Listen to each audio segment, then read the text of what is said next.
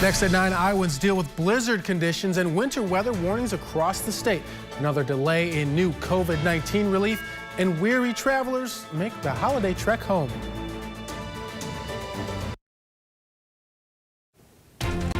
Straight ahead this hour, a dangerous blizzard instead of a winter wonderland. We'll break down your road conditions and how much snow you'll see when you wake up on Christmas Eve. Plus, Iowa travelers braving the weather and the threat of COVID-19 to reunite with friends and family. Why they say it was worth the hassle. And the hassle to get COVID-19 relief to millions of Americans is not over yet. How a last-minute demand from President Donald Trump derailed months of negotiations. From KDSM Des Moines, this is WHO 13 News at 9 on Fox 17. I deliver mail out in the country, so it made for a challenge today. Whiteout conditions in northwest Iowa today as high winds and heavy snow battered much of the state. This is what it looked like for folks in Pocahontas and what they were dealing with today. No blizzard in the metro, but roads were still slick.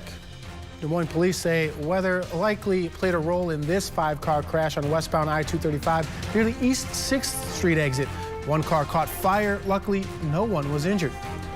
Another crash on 3580 westbound was shut down one lane of interstate near 14th Street.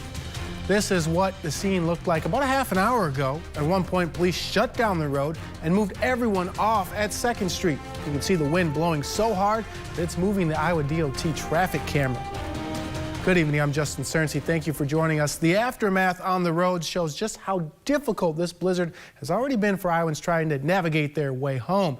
Right now, 126 DOT plows are out trying to clear the roads. Meteorologist Brett McIntyre joins us now to fill us in on what it may look like overnight and into the morning. Hi, Brett.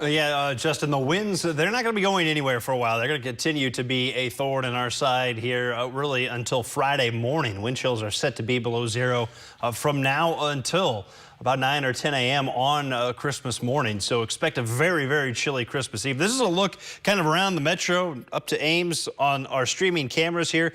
You can see 235 University Stream there. Not a lot of snow on the road. There still are some icy patches, so watch out for that. But when you look at 3580 up at Merle Hay, when you get out into some of the more exposed areas, that's where the snow is blowing around a little bit more. You can see it plastered there to the camera lens. It is going to be an issue in the open areas all night long, especially as you get a little bit further to the north where there's a little bit more snow on the ground. 2 to 3 inches of snow around Fort Dodge. That's where blizzard warning remains in place until midnight tonight. Again, we will see whiteout conditions possible, and that may extend even into our winter weather advisory that includes Des Moines.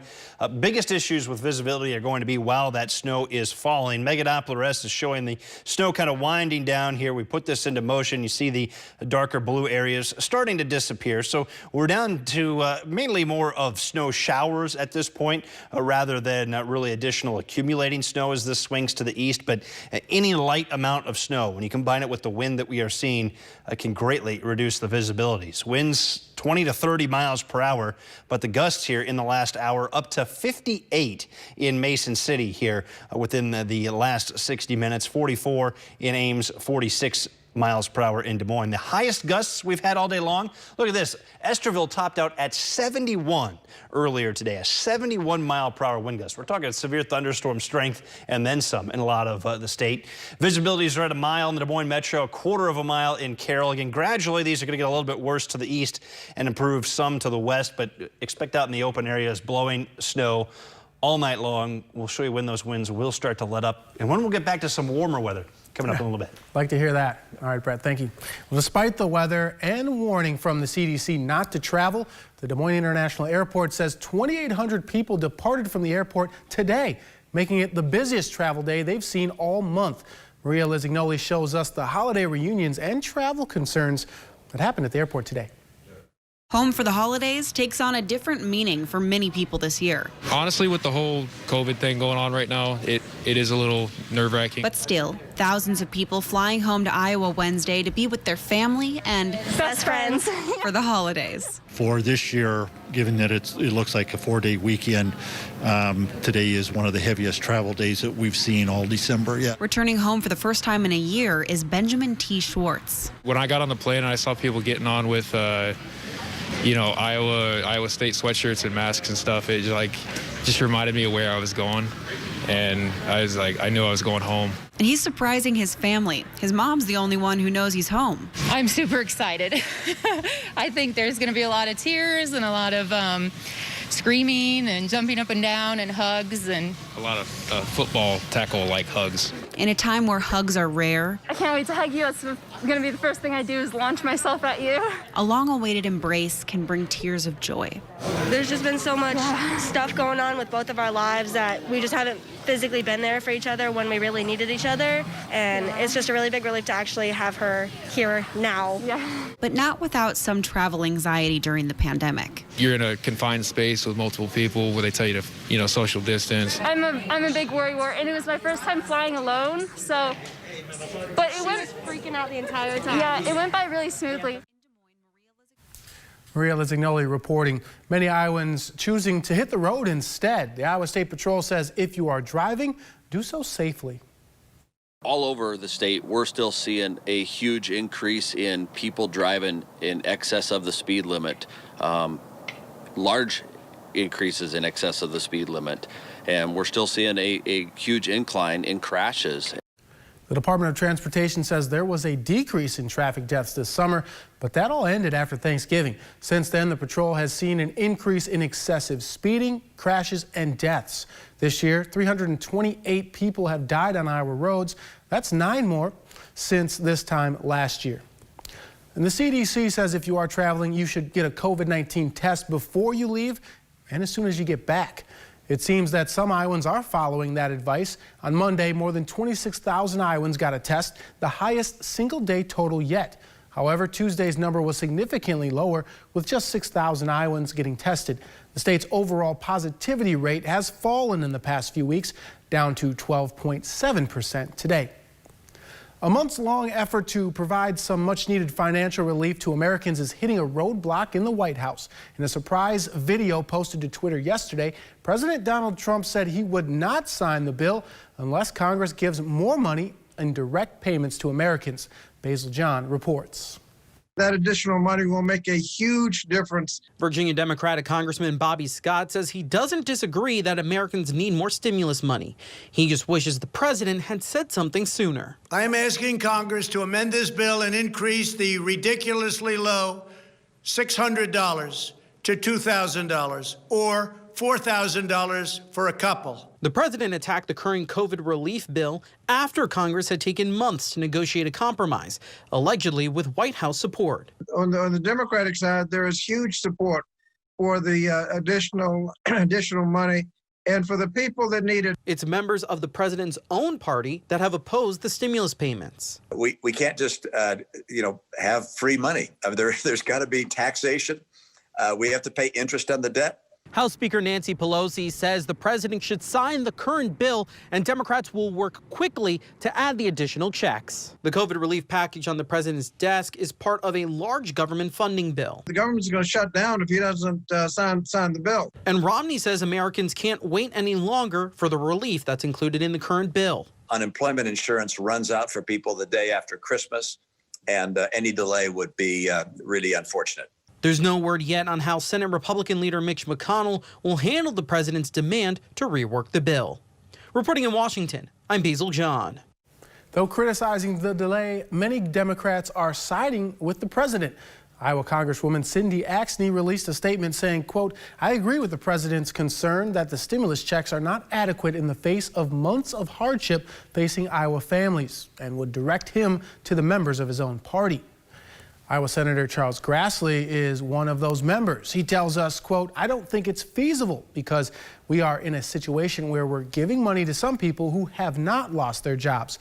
Grassley says if additional stimulus is approved, it should be directed to those most in need. Well, there is concern that any bill approved by the president will come too late for the millions of Americans relying on expanded unemployment.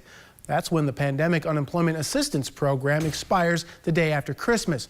It gives benefits to those who might not otherwise qualify. A new stimulus bill would expand that program into the new year. However, even once it's signed, the Iowa Workforce Development says states will have to wait for the Department of Labor to give them guidance. It says, quote, We therefore expect a gap in payments for these programs of an unknown period of time. President Trump also holding plans to fund the military next year. Coming up later on the News at 9, why the president made good on a promise to veto the defense spending bill and why Congress seems poised to override that veto for the first time since President Trump took office. But first, a landmark anniversary for an iconic Iowa company and one of the employees that makes it possible. Why Hy-Vee's 90th year in business was unlike any other. Closed captioning is another way we keep you informed. Tonight's captioning is brought to you by Kennybrook Village. Welcome to Maggie's Place Assisted Living Memory, the newest addition to the Kennybrook Village campus. Maggie's Place is a safe place for our family of tenants to live when they need extra memory support.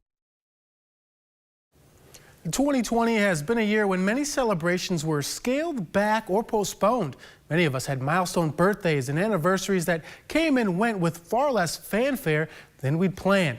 One of those involved in Iowa icon, and Andy Fales has the story.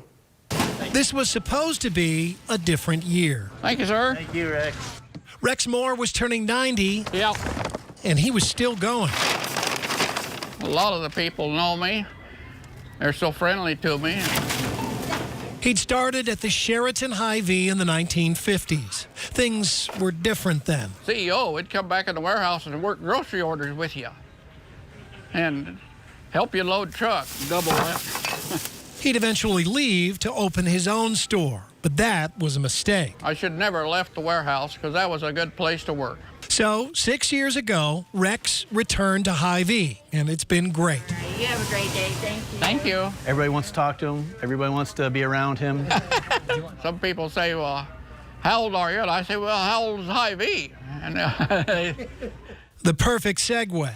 Hy-Vee also turned 90 this year, and there were big plans at corporate. We thought that we'd be having big celebrations and parties and bringing people in from the outside, but it's obviously changed the landscape of what we're able to do this year. Let's put the pandemic aside for a moment and look back on 90 years of Hy-Vee. Founded in this tiny building in Beaconsfield in 1930. Yes, Iowa's largest private employer, spawned in the Great Depression. Charles Hyde, the bookkeeper, and David Vredenberg, the creative force, made a good team, and away they went. They added 15 stores in the 30s, then in the 40s added something new to the industry, the rolling basket. They put candy in the shopping carts to intrigue the kids to want to use the shopping carts, and that's really how shopping carts were introduced here at Hy-Vee. By the 1950s, the employees had combined Hyde and Vredenberg to come up with the name Hy-Vee. The headquarters had moved to Sheraton.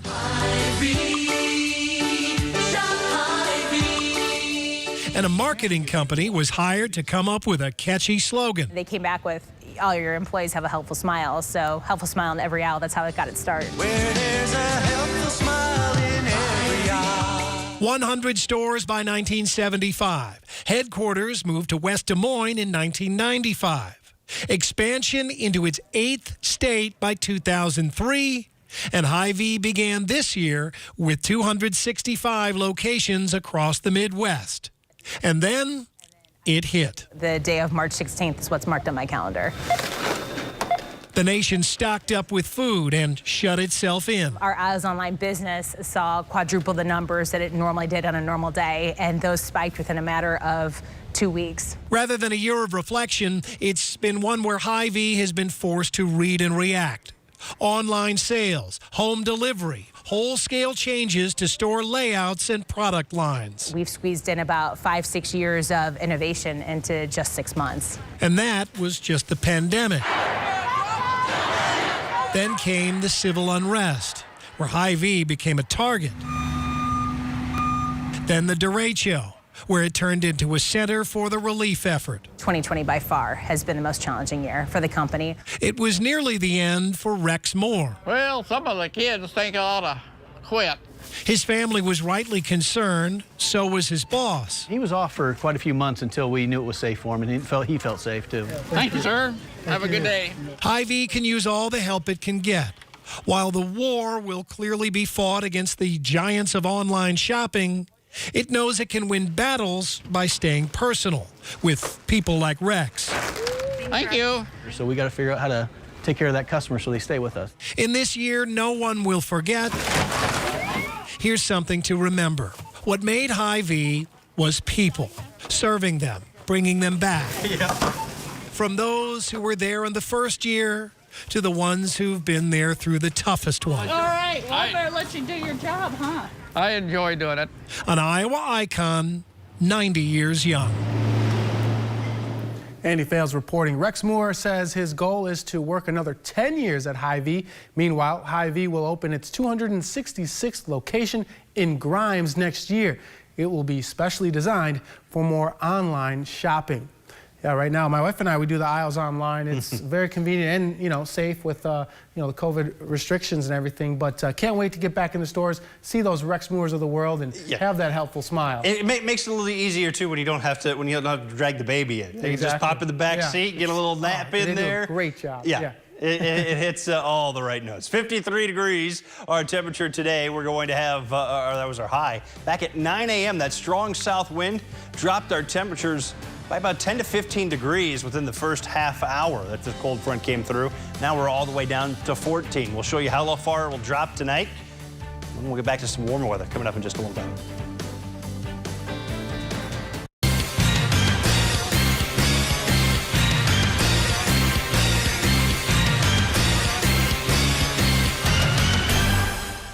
Emmy Award-winning Daily Mail TV. Weeknights at 10 on Fox 17. Our senior salutes start off with Wendell Ellie. A happy 90th birthday. Wendell is a lifelong resident of rural Zering. He spent his life as an owner-operator of a 5-generation Century Farm, raising crops and producing pork. He married Helen in 1954, and they raised 5 children. They have many grand and great-grandkids. Happy 90th to Wendell. I want to wish a happy birthday or a happy anniversary from Rochelle Bixler to her parents. A happy 65th birthday. They have 5 children, 25 grandchildren, and 23 great-grandchildren, with 1 great-great-grandchild. Happy 65th anniversary. We've got temperatures that continue to drop. I said 14 on the almanac. Well, we've dropped another degree down to 13. Winds out of the west-northwest at 32. Feels like 9 below. And then we've got a couple of alerts down here. Gusts in the last hour at the Des Moines Airport up to 49. That's the strongest gust we've had today in Des Moines. And visibility now down to 3/4 of a mile. So both of those have gotten worse since the start of the show here. Snow continues to fall. High temperatures again were warm to start the day. Hard to believe that we had 60s in southeastern Iowa earlier today before that cold front slammed through. We're down to 8 in Spencer, 10 in Fort Dodge, 13 in Ames. Look at these wind gusts right now at 52 miles per hour in Ames, 51 in Mason City. Spencer still looking at a 49 mile per hour wind gust. And you see some of the strongest gusts are still out to the west and northwest. So we still have several hours here before I think these are going to improve at all. And throughout the overnight, there's going to be only a little bit of improvement into tomorrow. Visibility is a 1/2 mile in Perry, 1/4 mile in Carroll, 1/2 mile in Fort Dodge, 3/4 mile in Mason City, basically anywhere north of I-80 at the moment with poor visibilities. Our road conditions can travel not advised over most of the northwestern half of the state right now. These are the purple roads, and you see the plows have been pulled off of the road there as well. Plows are out still working on I-80 and Interstate 35. We actually have some travel not advised now on I-35 in northern Iowa, and including Polk County now. A few of the highways getting into the northwestern part of Polk County, travel not advised. So if you can stay inside tonight, that would be the best idea. Megadoppler-esque, showing the snow winding down, falling snow at least, down to kind of those streaks of snow showers as things move on out to the east. We'll be left with a blustery wind overnight tonight. Storm path will clear skies out as we get into our Thursday forecast. Mostly sunny skies, but winds up to 35 miles per hour out of the northwest. We'll keep our wind chills below 0 all day for Thursday. So our Christmas Eve forecast is not going to be a warm one at all. Wind chills in the 10 to 15 below 0 range to start and staying below 0 until we get to Friday morning. Blizzard warning remains in place for northwestern Iowa with a winter weather advisory for the Des Moines Metro. 7 overnight tonight. Blizzard conditions to the north. We'll have a high temperature of 18 tomorrow. Northwest winds 15 to 30 miles per hour. We do warm up quickly. 33 for Friday, 42 for Saturday. And then, Justin, we'll be watching the middle of next week for maybe another winter storm here across the Midwest. Could bring snow, changing to rain, and it could be a significant amount of both. So that's going to be one we'll keep a close eye on. It could be another weather headline maker by the time we get to the middle of next week. Yeah, late December. The weather is acting accordingly. At least we get a little break right there, a little warm up. Thanks, Brett. When we come back, breakthrough in testing, but not for COVID-19. Our researchers hope a new blood test will help them save the lives of cancer patients. An advancement in testing gives doctors hope that they'll be able to catch a life-threatening condition quickly and give patients a much better outcome. While so much effort has gone into COVID-19 testing this year, a team of researchers is focusing on a disease that will be here long after it's gone. Their one-of-a-kind blood tests can detect cancer recurrence in certain patients in a more accurate and faster way than typical scans. It's gotten the attention of the FDA and Centers for Medicare and Medicaid Services. Jessi Tenney reports. When you find out you have cancer, it's not a death sentence anymore. But for 71-year-old David Friday, colon cancer was still a long battle.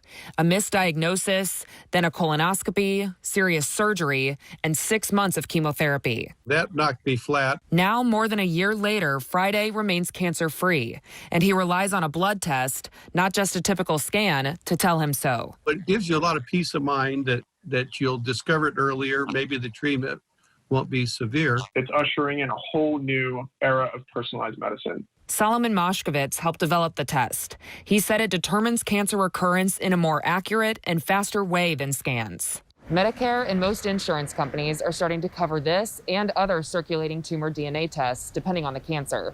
But many doctors are still hesitant to use the new technology to determine treatment. It's all about the data. While companies continue to gather more evidence, the work has become personal for Moshkovitz. His dad continues to fight stage 3 esophageal cancer. That was really hard for us as a family. That's a tough diagnosis. But Moshkovitz said the test gives patients like his dad a better chance. We really feel like we got a jump on the cancer coming back. And others like Friday, the freedom to plan for the future. I'm based on the assumption it won't come back, so I'm not stopping anything. In Washington, I'm Jessi Turnure. And the CDC hopes you'll get 2 separate COVID-19 tests if you plan on traveling this holiday season. After the break, why you might have trouble getting your results before Christmas and what you should do while you wait. I'm Keith Murphy. Coming up, Cyclone football team sees the exit of a player it was not expected. From KDSM Des Moines, this is WHO 13 News at 9 on Fox 17. 2020 is on pace to be the deadliest year in American history, mainly because of the coronavirus pandemic. But a new surge of infections and cases isn't stopping travelers from making plans to head home for the holidays. Meanwhile, 2 cases of a new variant of the coronavirus have been detected in the United Kingdom. Garrett Tenney has the latest. More than 320,000 people have now died from the coronavirus in the U.S. The CDC says 2020 is on track to be the deadliest year in American history, mostly due to the coronavirus pandemic. But health officials are hoping vaccines will help turn things around. Usually they say in the 70 to 80% range of vaccination is what Dr. Fauci, I know, has referred to before as possible vaccine-induced herd immunity. On Wednesday, health officials in the United Kingdom say they detected 2 cases of yet another new variant of the coronavirus. That's in addition to a previously known variant. The UK's health secretary says both cases of the latest strain are from people who recently traveled to South Africa. The CDC says it's possible a new strain could already be here in the US. This new variant is highly concerning because it is yet more transmissible and it appears to have mutated further. Meanwhile, as concerns remain over those new strains, millions of Americans are heading home for the Christmas holiday, prompting fears about a new surge. If you have travel plans right now, cancel those travel plans. AAA predicts 85 million people are expected to travel over the next week and a half. This is the first time in a while since March. I have a lot of family on the East Coast, so I'm going to New York. The CDC recommends getting a test before and after travel, and it also recommends quarantining for a week after travel, even if you get a negative test result. In Chicago, I'm Garrett Tenney, Fox News. There's also concern tonight that even if you do get a test before you travel, you might not get those results by Christmas. Lines like this are common to sight at testing centers across the country. And more people getting at tests mean longer wait times to get your results. You can pay for a rapid antigen test and get your results within an hour, but most free PCR tests take at least 3 days. Doctors say if you do travel before you get your results, make sure to get a test and take precautions when you come back. Try to limit your activities to only essential activities for at least 7 days after you return, even if you do test negative. More hope that life can look a little more normal next Christmas. The Trump administration says it will purchase an additional 100 million doses of the COVID-19 vaccine from Pfizer. The new order is in addition to the 100 million doses already purchased by the U.S. government. Pfizer says they expect to have all the doses delivered by July 31st. The government also has the option to acquire up to an additional 400 million doses.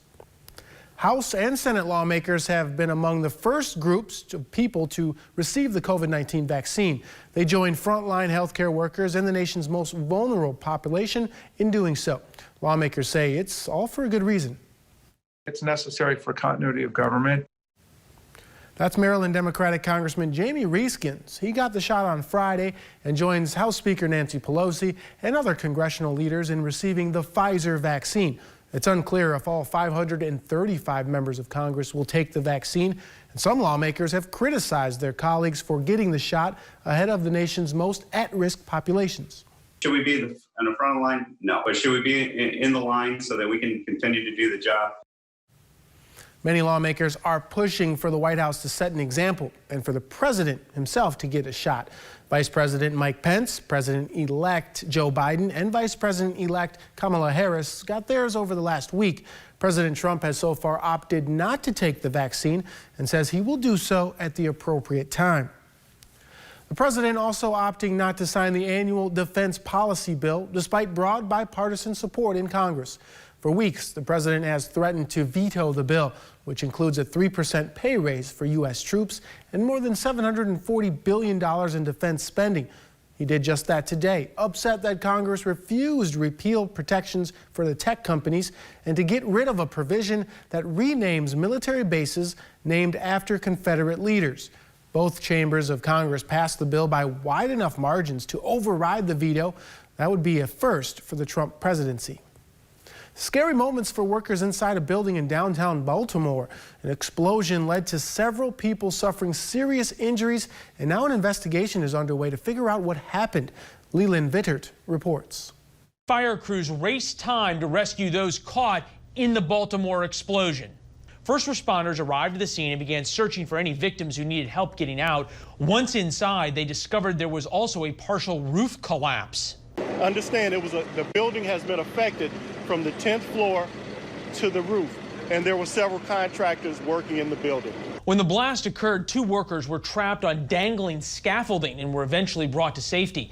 The fire chief shared details on the injuries some of the victims suffered. 9 of those 10 were transported priority 2, which is a middle grade level priority.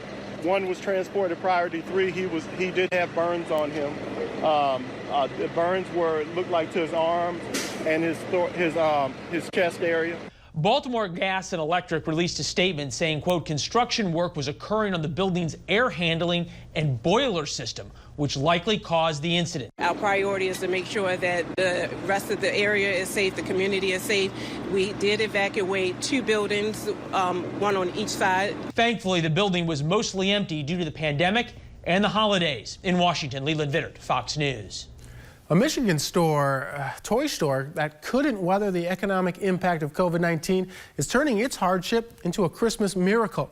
Teaching Toys owner Marie Liberty says she lost her business to the pandemic, but instead of selling off her inventory, Marie is donating it to an organization that gives toys to pediatric cancer patients. To get these toys at this time is really going to help us not only be able to continue our program, but to be able to expand it. It's better to give than to receive always.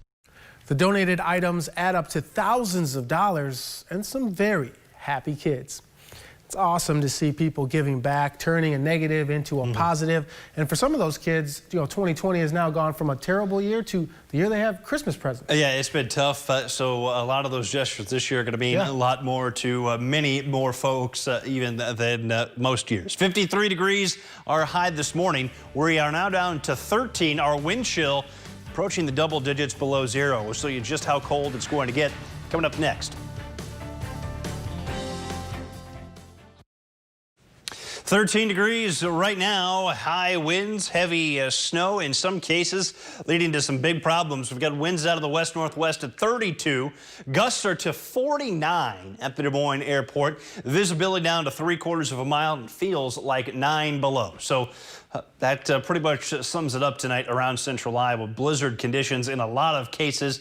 Again, not a lot of snow in terms of what's out there to shovel. 2 to 3 inches of snow reported in Fort Dodge. That's all we've seen so far for snowfall reports. So if you want to send those along to us on Facebook and Twitter, we'd love to take them.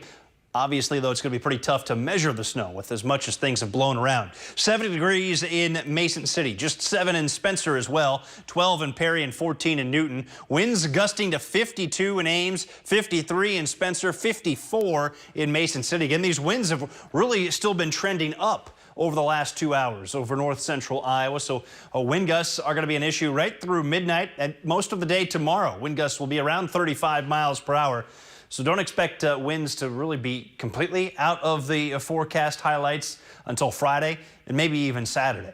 The visibility is 3/4 of a mile in Mason City, 1/2 of a mile in Fort Dodge and Perry, 1/4 of a mile in Carroll. And in a lot of cases, western Iowa, the snow has stopped falling, but there is enough on the ground blowing around that it is creating some major issues. Plows have been pulled off of the road here in northwestern Iowa. We see all these purple roads. This is travel not advised. Plows aren't even out there. And in fact, we just saw on Twitter and Facebook that Calhoun County, they are not sending any rescue vehicles out. They have patrol cars that are in the ditch. And so they're advising folks, one, don't travel. And if you do become stranded, don't leave your vehicle. They cannot get to you. And they will not attempt to get out there here through the rest of the night. So a serious situation here in northwestern Iowa. The plow cameras showing that the visibilities are basically nil here at this point. I-35 southbound north of Dow's is blocked due to a wreck as well. See the snow spinning to the east, really is starting to wind down a bit. We're going to see light snow and flurries here for a few hours, but light snow and flurries combined with 50-mile-per-hour wind gusts still cuts those visibilities down to next to nothing. Again, snow blowing across the road will keep things slick. So no real improvement probably until we get to daybreak. And even at that point, winds are still going to be gusting to 30 miles per hour. Wind chills, they're going to be cold all night, 10 to 20 below zero across central Iowa, and we do expect the wind chills to stay below zero throughout the day Thursday. Blizzard warning remains in place until midnight. A winter weather advisory, that could likely be extended, I think, into tomorrow morning. 7 degrees for our forecast overnight tonight. Blizzard conditions to the north, and really we can just kind of spread that into the Des Moines metro as well. We've got travel not advised now into the northeastern edges of Polk County. So once you get out into those rural areas, visibilities are going to be pretty close to zero. So again, try not to travel if you can stay inside tonight. 18 degrees will be our high temperature tomorrow. Wind chills staying below zero all day Thursday, all night Thursday night. We won't get out of below zero temperatures or wind chills until we get to maybe mid-morning on Christmas Day. We do get south winds back, though, on Friday. That'll get us to 33 degrees, 42 for Saturday. It may be a chance for another round of winter weather by Wednesday. Keeping an eye on what could be a fairly strong storm system there at the end of the 7-day. Something to watch here as we get into next week. Yeah, a lot of bad stuff going out there on the roads. Visibility bad. It's icy and the weather is so cold. If you do get stranded, it's tough going out there. Yep, good night to stay inside and sip the eggnog. Yeah, all right, Brad, thank you. Well, up next, surprising departure of a Cyclone who actually made one of the season's most important plays. Inside the case of this teenager found dead. She's no angel. Does it make her a killer? Daily Mail TV. Tonight at 10 on Fox 17. Brand new changes in how colleges investigate sexual misconduct. I think accurately so called kangaroo courts. The controversy over Title IX rules on the next full measure. Sunday at 9 on Fox 17. Iowa State defensive lineman Latrell Bankston says he'll enter the transfer portal. Now, in an era of player movement, departures rarely catch fans off guard, but this one did. At Texas, Bankston had what might be the most important sack in Cyclone history. His tackle of quarterback Sam Ehlinger pushed the Longhorns back enough to miss the game-tying field goal attempt. That win sent Iowa State to its first championship game. Bankston played 46 snaps against Texas and just a combined 25 against West Virginia and Oklahoma. For the season, he had 16 tackles, 3.5 sacks, and 2 quarterback hurries. The former JUCO All-American has 2 years of eligibility remaining. Bankston writes, in part, "I will cherish the memories of a Big 12 championship and seeing the crazy fans of Ames, Iowa take over Texas." Those Cyclone fans would certainly take over Phoenix if allowed, but they're not. No fans other than immediate family at the Fiesta Bowl. Iowa State is favored to win its school record-tying 9th game, and the Cyclones have Oregon's attention. It's very different. Out, very well coached, very physical, explosive players at the skill positions, very powerful players in the trenches, very physical players at the second level at the linebacker position, guys that'll hunt you down, that have a nose for the football, that are instinctive, that really understand their fit. The number 25 Ducks and 10th ranked Cyclones 2 weeks away. Chicago State has canceled the remainder of its basketball season. You may recall the Cougars were scheduled to play at Iowa State Tuesday. Chicago State's head coach opted out of the season for health reasons. And thanks to COVID-19 struggles, the Cougars had just 7 available players Sunday at Drake. One of them, former Valley Tiger Carlo Marble, seen shooting here. Chicago State finishes the season 0-9. Number 1 Gonzaga sent Iowa a wake-up call. Better play, better defense, better rebound. That message was received. The offense for Iowa is going to be there. In the Big Ten opener, Luka Garza scored 22, and Iowa held Purdue to just 55 points. Easy 15-point win for the Hawkeyes. I think there was a lot of communication, obviously rebounding. I think a lot of times, even in the Gonzaga game, we'd get a good stop. We'd force a missed shot, but if you don't get the rebound, it doesn't really count for anything. So, I think limiting it to 1 shot just helped us a ton. For the first time in more than 3 decades, the Hawkeyes play basketball on Christmas. Iowa at Minnesota sometime after 7 p.m. The Hawks and Gophers both 7-1 on the season. No fans, not even immediate family allowed. Some of the Hawkeyes not too happy about that on Christmas. Back with changing weather conditions. Pretty nasty out there right after this. I'm Jan Jeffcoat, introducing the National Desk News. Starting January 18th at 6 a.m. on Fox 17. The information you need. The president will visit the state. And Des Moines Public School students. The team you trust. And it's going to be unsettled. This road outside. Because much of the town is still without power. Keeping you up to the minute you're up on Today in Iowa. We've got dangerous road conditions out there tonight, and the winds are going to continue into tomorrow. Wind gusts are still around 50 miles per hour across much of the northern half of the state. They'll be at around 35 miles per hour most of Thursday, and that's going to keep our wind chills below 0 until Friday morning. It won't be until 9 or 10 a.m. Friday that wind chills climb back above 0 for most of central Iowa. 33, though, for Christmas Day. So we're only going to spend really 1 day here in the grip of this Arctic weather before we get to 42 on Saturday. Then the end of the 7-day forecast is going to require a lot of attention. It looks like maybe another chance for some winter storm conditions coming our way by Wednesday. Yeah, stay safe out there. The roads are rough. Delay any travel until tomorrow, till sun comes out. Thank you for joining us. Have a great night.